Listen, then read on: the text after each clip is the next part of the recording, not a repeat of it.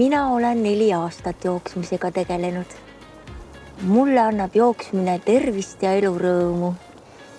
Jooksmine annab mulle vabaduse tunde, suurema teotahte ja palju energiat.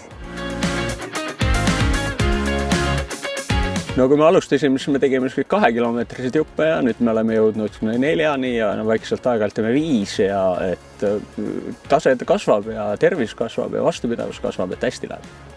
Ja liikumine annab seda, et sa oled tugevam ja sa saad kõikide muude asjadega ka paremini hakkama, et sul on jõudu asju teha, sellepärast on tähtis.